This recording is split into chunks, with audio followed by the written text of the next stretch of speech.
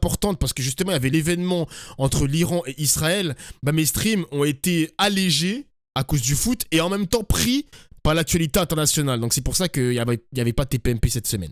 On vient pas pour TPMP, beau gosse, on vient pour toi, gogogok. Eh ben, ça me fait plaisir. Je fais des bisous. Je fais des gros bisous. Tu vas t'ennuyer quand TPMP va disparaître. Eh ben, comme tu es un crétin, je viens de te dire justement que j'ai pas besoin de TPMP pour stream. Espèce d'abruti. Tu es un abruti. Tu es un imbécile. Je vais pas m'ennuyer sans TPMP, les mecs. Tranquille, hein. Il a rien écouté, lui, hein. Il a rien. Bah, et effectivement, tout à l'heure, j'ai entendu... Par contre, j'ai pas tous les écoutés, les mecs. Hein. C'est RN, Fort, Bompard, peut-être Aurore Berger. Je vous dis, les mecs, allez vous faire soigner. Arrêtez de me spoil. Hop là, ça c'est fait. T'es ouf, les gens. C'est des ouf. Oh non, c'est des ouf. J'étais à... là. Une mesure qui... Meskin, il voulait t'aider. Non, c'est mort, c'est mort. Arrêtez de me spoil. J'ai pas besoin de savoir sur quoi ça va parler. Je vous ai déjà dit plusieurs fois, les mecs. Une mesure juste? Non, bien évidemment que non. Très concrètement, le fait de reporter l'augmentation des retraites sur la base de l'inflation qui est prévue normalement pour le 1er janvier au 1er juillet, c'est 150 € en moyenne que vous allez prendre à chaque retraité et qu'il ne reverra pas. C'est 150 € qui va lui manquer. Vous savez, dans ce pays, il y a 2 millions de retraités pauvres, des gens qui vivent sous le seuil de pauvreté. Pourquoi ces gens-là qui vivent sous le seuil de pauvreté devraient se voir retirer encore 150 €? Comment peut-on dire qu'une mesure de cette nature est une mesure juste? Si maintenant vous voulez trouver des idées de nouvelles recettes, mais il y en a des millions des idées de nouvelles recettes, mais il suffit d'aller cibler... taxer les plus fortunés et les grandes entreprises. Bah, c'est ce que va faire Michel Barnier. Mais non, il va faire quelque chose de cosmétique, d'exceptionnel sur un an. Rétablir l'impôt de solidarité sur la fortune, c'est 10 milliards d'euros supplémentaires dans les recettes de l'État. La taxe sur la fortune va rapporter, sur les fortunés, rapporte 2 à 3 milliards. C'est énorme. Je vous propose de rétablir l'impôt de solidarité sur la fortune, c'est 5 fois plus. Mettre en place une véritable taxation des super profits, comme on l'a proposé à de multiples reprises. Et vous avez toujours voté contre. Et aujourd'hui, vous venez nous dire, peut-être qu'il faut faire autrement, mais vous venez nous dire tous ici, vous venez nous dire, non, il faut pas toucher aux retraités. Mais tous, vous vous apprêtez à laisser ce gouvernement en place parce qu'il va y avoir un vote sur une motion de censure la semaine prochaine. Vous avez tous dit, attendez, monsieur Ciotti, laissez-moi terminer ma phrase. Vous allez voir, monsieur Ciotti. Vous n'êtes pas désisté pour les candidats de Renaissance? Monsieur Ciotti, c'est les Français, c'est les Français qui vont voter. Mais vous allez voir. Vous êtes ensemble, là? Attendez, laissez-moi terminer, vous allez voir. Ça va être très simple. Mardi prochain, il va y avoir une motion de censure à l'Assemblée nationale. Mardi prochain, il va y avoir une motion de censure à l'Assemblée nationale. Tous, monsieur Ciotti, je vous ai entendu mardi, vous avez dit l'augmentation des impôts et des taxes sur les Français, c'est une ligne rouge. Donc si vous appliquez votre ligne rouge, vous allez voter la censure, c'est ça? Vous allez voter la censure? Pas la vôtre. Donc vous allez laisser... Pas la vôtre, parce que l'étiquette LFI, ça va impacter les retraités. Eric Ciotti, il a dit, je ne vote pas ta motion de censure. Donc lui, il en a rien à foutre des retraités qui vont subir la politique de Barnier. Comme c'est l'étiquette LFI, il est en mode, bon, LFI, allez, moi je rejoins pas. Hein. Et tant pis pour vous, les retraités, hein, tant pis pour vous. Hein.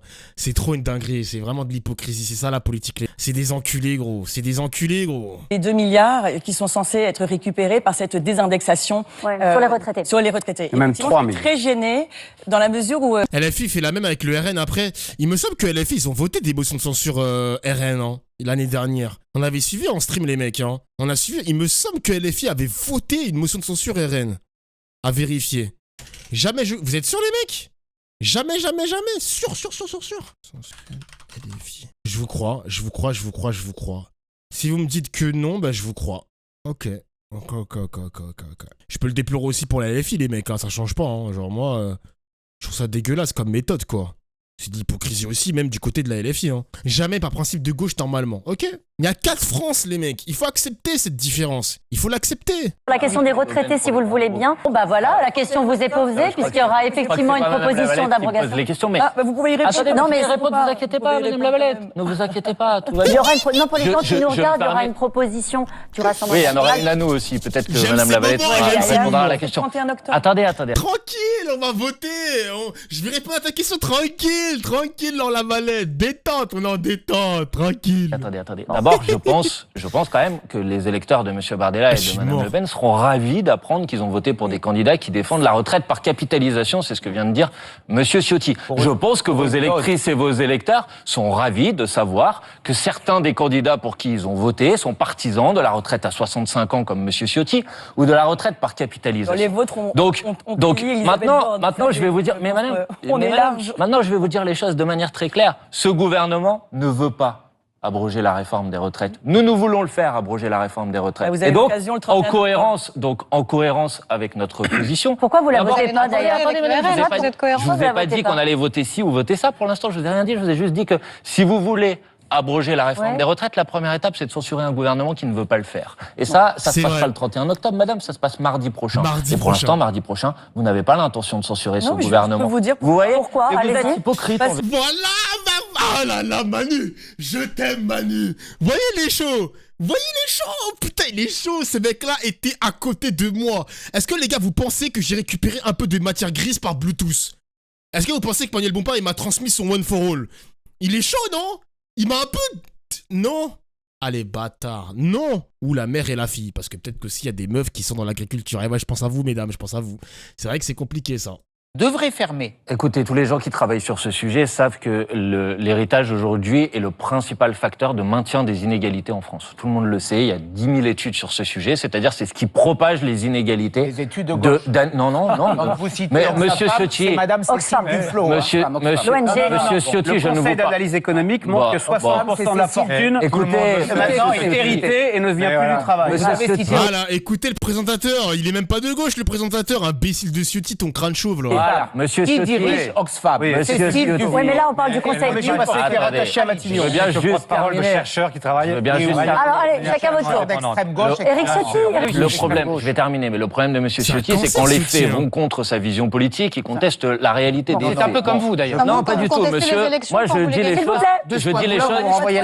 Je dis les choses très précisément, et il n'y a pas besoin de s'énerver sur moi. Je vous dis quelque chose qui est documenté à de multiples reprises, c'est que l'héritage aujourd'hui propage les inégalités de génération en génération. Donc, je réponds à votre question.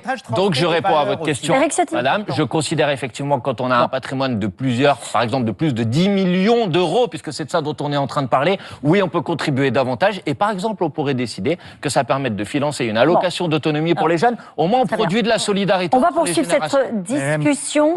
Oui. Comme vous voulez. Je représente 11 millions de Français. Éventuellement, ça peut intéresser les Français de savoir ce que le Rassemblement veut en matière de succès. Bah, allez-y. Oh, Laure Lavalette, oh là là. Je représente 11 millions de Français, laissez-moi la parole. What the fuck, on est où là? On est où là? C'est quoi ça? Les gars, c'est quoi ça? C'est quoi cette séquence là? C'est quoi ça? Oh, on est où là? Allez-y. Ah bah merci, vraiment merci. Nous, on pense que justement, la succession, ça enracine. Et tout ce qui peut enraciner les Français, ça nous va bien. Donc nous, on a une proposition qui est un impôt sur les fortunes financières, où justement, l'immeuble, enfin votre résidence principale est sortie de l'assiette. Par contre, effectivement, on n'est pas contre taxer la fortune financière au-dessus d'1,2 million d'euros. Non, mais l'héritage, encore une fois, ce que disait Monsieur Ciotti, quand vous avez aussi une entreprise, que vous avez bossé pendant 30 ans sur votre entreprise, que ça a été votre vie de famille, que votre femme a travaillé avec vous, que vous n'avez pas vu vos enfants, comment se fait-il qu'on n'arrive pas à transmettre? Et encore une fois, vous le disiez, Monsieur Bompard, mais à cause de mesures comme celles que vous voulez mettre en place, c'est pour ça qu'on n'a que des grands groupes, par exemple, qui achètent les châteaux dans le Bordelais. On a le droit aussi. Exactement. Pas de consensus sur ce sujet. Il n'y a pas de problème on a le droit. Non, il y a plein. Parce que moi, je pense que si on veut gagner. Alors, c'est très simple, je vais vous dire, il y a de tels droits de succession, notamment dans les châteaux du Bordelais, qui sont rachetés par des Chinois, qui sont rachetés par des Américains. Moi, je pense que autant que ce patrimoine reste français dans des familles qui ont œuvré et dont ils ont hérité, vous préparez. Il n'est pas honteux dans la Valette. Je peux vous poser une question? Dans un château, vous préparez les uns et les autres. Vous préparez les uns et les autres un budget au 49.3. Madame Le Pen a un château, mais... Non, Monsieur Bompard. Bah non, mais je vois bien que vous voulez protéger les gens qui habitent dans les châteaux. Excusez-moi, moi je préfère protéger les gens qui travaillent. Mais j'ai rien contre les gens qui ont des châteaux, je vous dis juste qu'ils doivent contribuer davantage. Franchement, ça devient compliqué. Moi je préfère protéger les Françaises et les Français qui travaillent et qui ont du mal à vivre de leur travail. Ça devient compliqué, je vous assure. Est-ce qu'on peut prendre une grande respiration? On respire. Voilà. Est-ce que vous préparez? On comprend rien, quoi. Respirez, on comprend rien, ouais, c'est fouillis, ma gueule. Tranquille. Les uns et les autres, avoir passé un budget par 49.3. C'est ce qui va se passer. Déjà, on aimerait le voir passer. Déjà, on aimerait. Il va arriver. Il devrait arriver. C'est difficile, là, d'imaginer un consensus. C'est d'imaginer. Il l'a dit, non? Il l'a dit tout à l'heure. C'est acté. On a parlé de dette c'est acté, ça dépend de on a parlé l'attitude de des dette oppositions. financière. Moi, je dis qu'il y a une dette démocratique. La dette démocratique, il la doit aux Françaises et aux Français qui ont porté en tête le 7 juillet le nouveau Front populaire. Et donc, ça, c'est la fable que vous voulez faire croire depuis ce le serait une bonne idée. Ça n'existe pas. Ça n'existe pas. Imaginaire, ouais. Il n'y a que vous qui croyez. C'est une fable. Bon, non, je pense que les Français savent C'est que mathématique, hein. en tête du deuxième tour de l'élection législative, Oui. Front populaire. Combien tour. de candidats élus Mais, avec attendez, les pardon. voix de gens de droite? Monsieur Non, Fesneau. laissez-le finir, laissez-le finir. Avec les votes. Laissez-le finir. Mais attendez, Vous étiez ensemble. Monsieur Fesneau. On refait pas le match, là. hein. Eh, n'oublie pas que Fesneau, c'est grâce au NFP que t'en es là. Hein. Putain, c'est ça qui fout la rage, les gars. Moi, je voulais pas de cette alliance de merde, de revoir Elisabeth Borne, de revoir des Darmanin. Moi, je voulais pas ça, moi, putain, je voulais pas ça.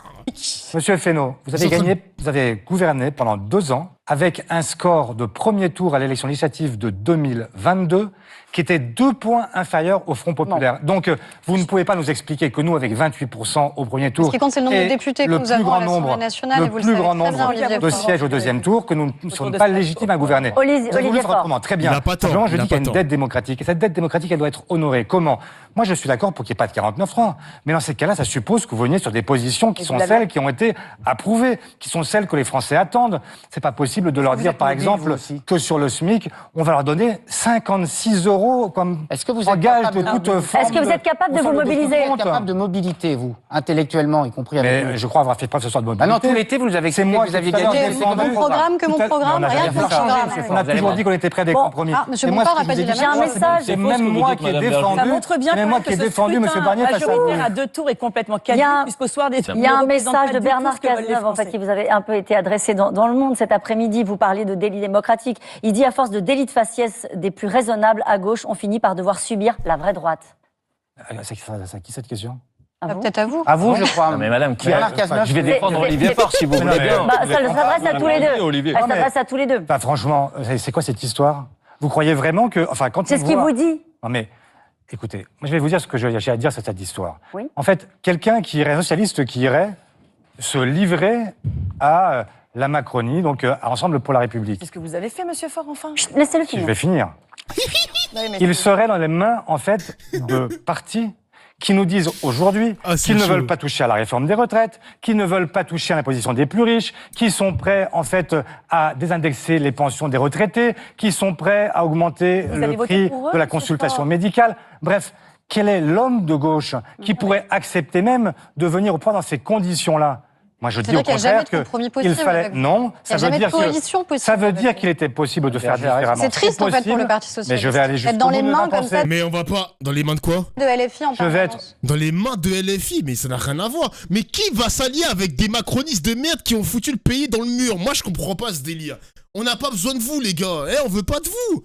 On va pas faire de compromis avec des personnes. Déjà pour commencer, les compromis. Est-ce que Macron, il accepterait les compromis proposés par la LFI ou par même le PS? Ben, on l'a vu, les mecs, non? La preuve, pour preuve, les mecs, hein, Lucie Casté, on avait proposé Lucie Casté, et on avait proposé pas de ministre LFI dans le gouvernement de Lucie Casté. Macron, il a dit non quand même. Macron, il a dit non. Macron aussi, il veut pas de compromis, ma gueule. Aurore Berger, réveille-toi. Eh gros, réveille-toi. Réveille-toi, meuf. Réveille-toi, Parjurman. Non, Parjurgirl, c'est une dinguerie. Ah là là là là. C'est à Macron d'accepter les compromis car il a perdu. Et en plus de ça, c'est Macron qui doit accepter les compromis. Je suis d'accord avec toi. Je suis d'accord avec toi. Ça serait tellement drôle de voir Dauphin dans un débat comme ça à la télé. Moi? Mais pourquoi? Mais les mecs, j'ai pas fait Sciences Po, moi. Pourquoi tu... Mais moi, je vais me faire manger, moi. Moi, je suis un simple citoyen français, les mecs, hein. Moi, vous me mettez dans ce débat-là avec mon costard et ma cravate, je suis perdu, ma gueule, hein. Je suis perdu, hein, gros. Laissez-moi tranquille, Zebbi.